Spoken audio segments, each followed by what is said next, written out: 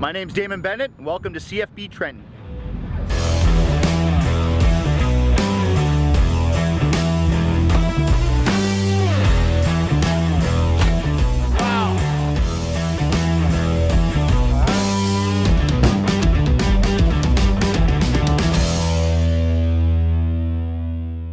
So very special day for me today. I'm a huge history buff, and today I actually get to go to the old Picton Air Base that was used as a training base during World War II. I get to go with the current owners and Colonel Keever to learn a little bit about its history. I can't wait.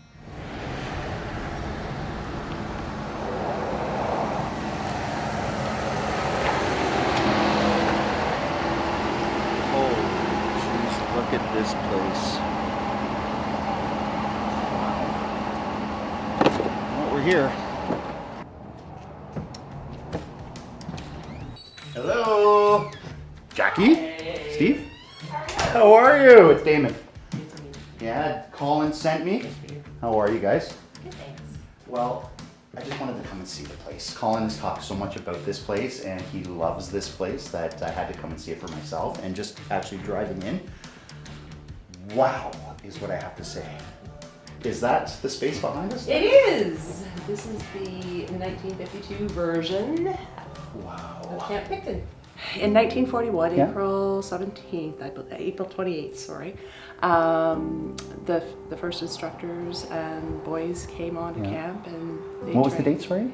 April 28th, 1941. 1941, and that was the first time this base was operational? That's correct. Wow. Yes. And it hasn't been touched since, it looks like, right? We're pretty much original. Yeah. I had a few buildings added to it. I just can't believe they're still standing. I gotta be honest. Is that part and due to you guys resurrecting these at this point? It's partly because they weren't built well, even Yeah. though everyone said, oh, they just slapped them together. But they're very solid buildings, as long as we can keep the rain out of them. You know, you're sort of maintaining the history here. This is a place of history, so you're trying to retain it the way it was before. Yes. Wow. So can we actually walk through a little bit? I'd love to show you around. Oh my God, I can't wait. Let's Thanks, go. Dan.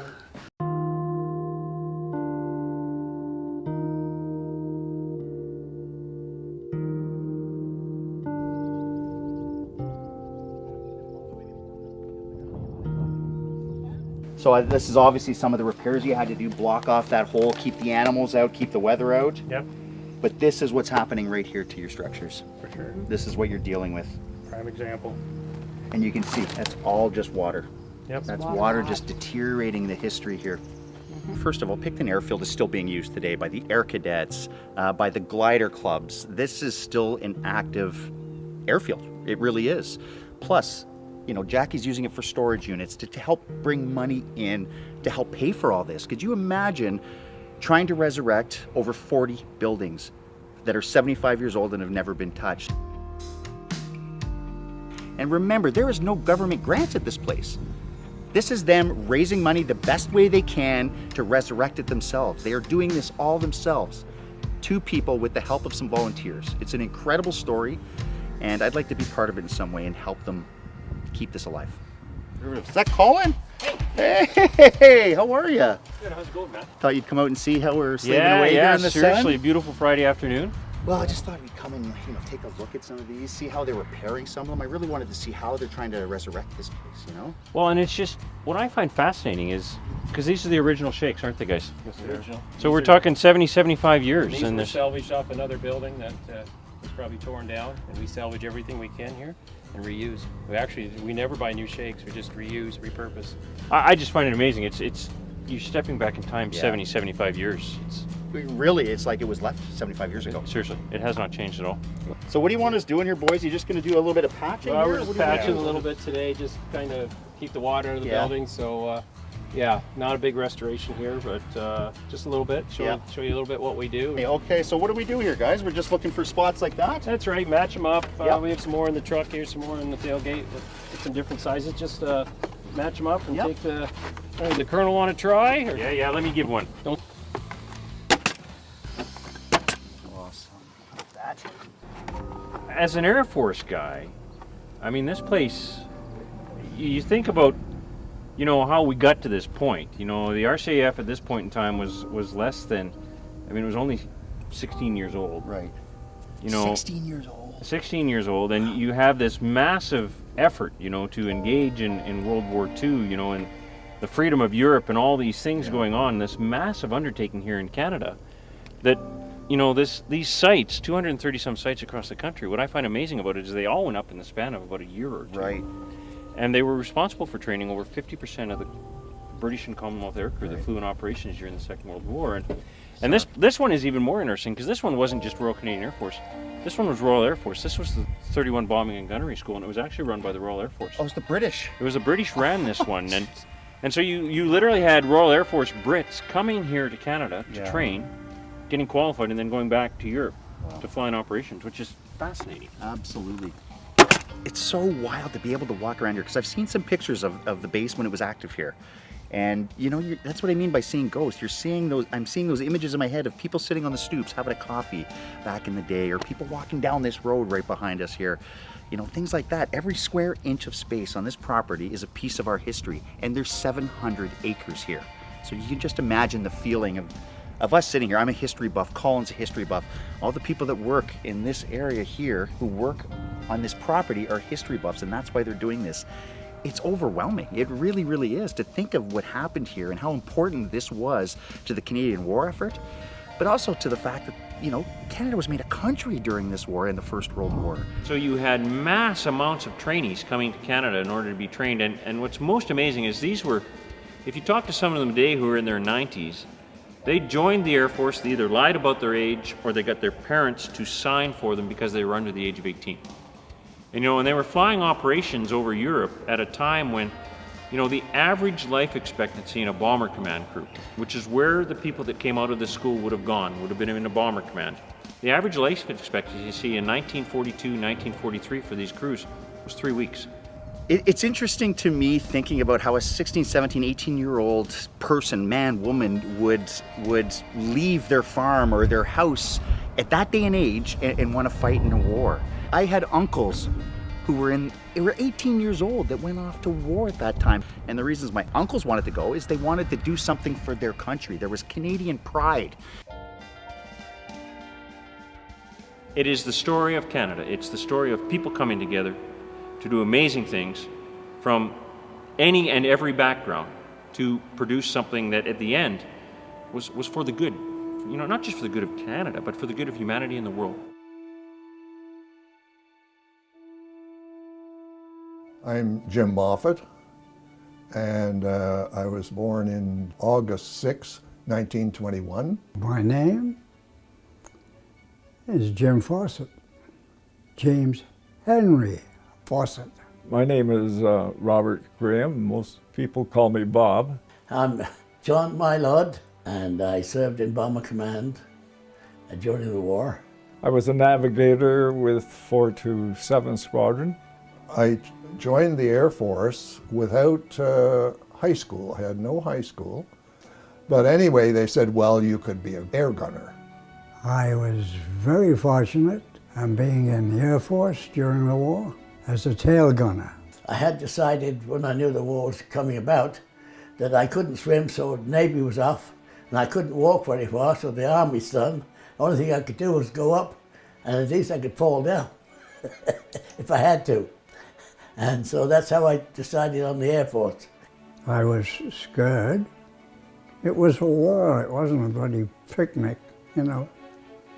But I knew at that time that the job I was doing was something I believed in. We were approaching the Dutch coast, and a fighter was coming. And fortunate for me, I'm in the upper turret, down here and up this way, and you're level.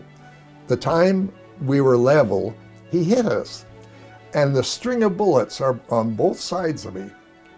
Had we been slightly over, I'd have been right in the midst of it. We were making the approach to Hamburg when all of a sudden we were jumped by the German jets. They got, I forget how many were shot down. I looked out once and there was a Lancaster off our starboard side, and he was on flames. And I heard the art crew yelling, jump, jump, jump. wishing the other crew would jump out of that landcraft, but no one jumped. And then all of a sudden it just disintegrated. We were flying along, and the next thing you know, somebody said, "There's a higgle here behind us." So the trick was to dive into the clouds, so he couldn't see us. And we'd just get under the clouds, and a few minutes after that, they pegged us down here. How did he do that? And then we go back up again. We did that for a good hour, I should think. And then as we got near Holland, we came down again, and the beggar was there, but he was in front. And the skipper said, "Now it's our turn." So he said, "Okay, front gunner, take him down." So that's when I opened fire and shot him down. I got one aircraft over Italy, and I could have hit it with a baseball bat. You know, it was that close. And when you have those 4 guns on a swivel, that gun turret turns on power. So you swing it one way and swing it the other if he's that close, with your finger on the trigger. Well, you see it going down. And the crew would tell you, "You got it, Jimmy." Every now and again, you see a big black explosion. We thought, the first 2 or 3 trips, we thought that was Germans exploding things to scare us. But actually, it was an aircraft being hit. There's a big bang and there's nothing. Bits and pieces. And you'd see 1 or 2 of those every time you flew over the target.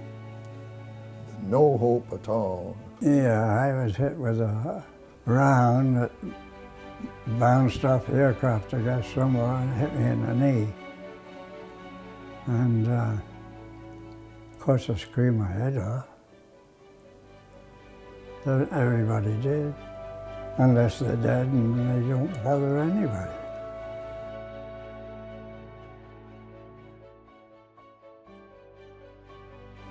It's 9 o'clock at night and it's dark. And Roger Fernier, my buddy that joined the Air Force ahead of me, well, he was like a brother to me. I see him walking up and I thought, "Oh my God, here's Roger." And so we shake hands and so on. And I said, "You're on ops tonight?" He said, "Yes." I said, "Well, I'll see you at 4 o'clock. They never came back. They were shot down, they were all killed. And that, I guess I cried for three or 4 days.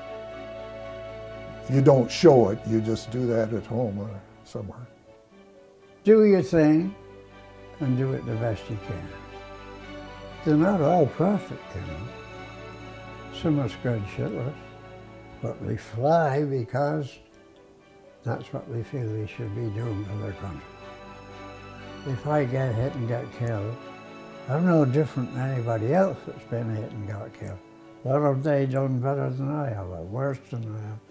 Sometimes it would come rushing back, and you just walk a little faster and wash your face and compose yourself and get back in.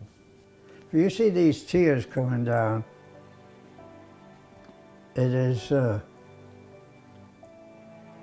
just part of it. I had nightmares, no question about it. I would wake up thinking I was still in the war, you know. That's really the essence of it. I was a very fortunate man. I had this beautiful woman, and I'd wake up terrified, and I'd be rubbing around in my dreams as I'm dreaming and screaming and my head off, and she'd just put her arms around me and gently wake me up, and then I could settle back down again and finally get back to sleep. But this went on for about 2.5 years before I didn't do it anymore. But she was a lifesaver in that regard. She took care of me, you know. Yeah. So I'm lucky. I'm a lucky man to have lived so long and had such a wonderful life. I'm lonely now since the wife died, of course, but up until that time it was heaven on earth. I'm mighty proud. If you ever go across the sea to Ireland, then maybe at the closing of your day, you may sit and watch the moon rise over Clara and see the sun go down on Galway Bay. And if there's going to be a life hereafter, and somehow I'm sure there's gonna be, I will ask my God to let me make my heaven in that dear land across